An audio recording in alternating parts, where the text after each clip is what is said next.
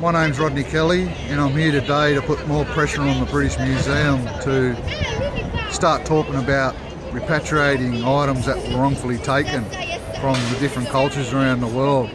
On Saturday, the 4th of May, Indigenous Australian Rodney Kelly led an Indigenous peoples tour of the British Museum, which was organised by the performance artist and activist group BP or Not BP, and each presentation was met with overwhelming support and interest. Kelly was also joined by a Palestinian, an Iraqi, and a Greek, each of whom described artefacts and objects that were taken by the British and are currently on display or in storage at the British Museum. The speakers all offered practical, ethical, and moral arguments in favour of these artefacts being repatriated to their countries of origin.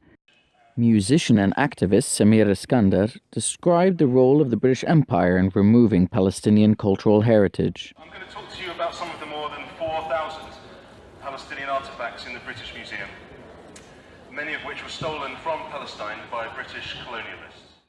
Iskander also placed this in the context of the destruction of Palestine by Zionist militias and the theft of artifacts and cultural items, first by the militias and then by the newly created State of Israel.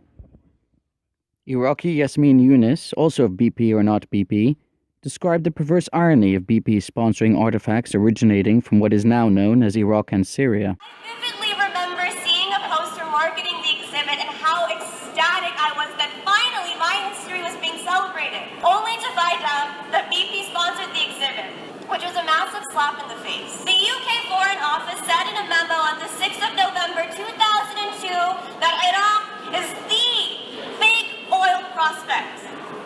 BP are desperate to get in.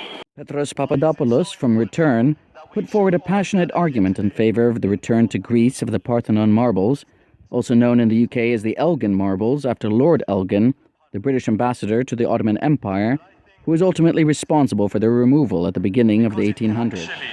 It can actually serve a purpose in this modern world of hostility, and it can actually help us genuinely comprehend the value of this important monument. British Petroleum has a long history of sponsoring exhibitions at the British Museum. It is completely inappropriate for BP to be allowed to plaster its logo over this public space. History of plundering oil-rich countries and causing harm to people around the world, and stop allowing them to use this museum as their PR. It should also give back the stolen objects to the people to whom they belong.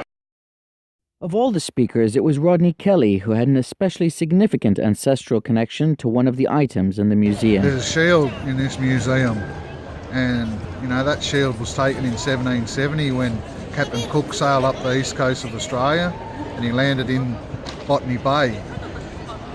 So that shield is on display here, and they were my people there on the shore that day when Captain Cook landed at Botany Bay. So it's really on that personal level where these were my great grandfather's things and so on. So it's really special to be connected in that way, and hopefully they can see and understand that connection.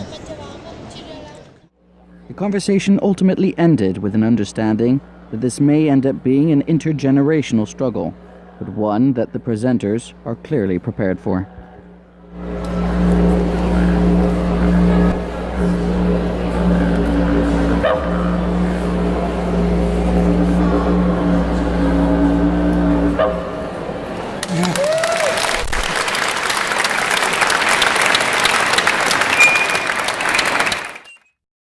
Please consider supporting my work by donating or subscribing to my Patreon account at patreon.com/Mohammed Almazi.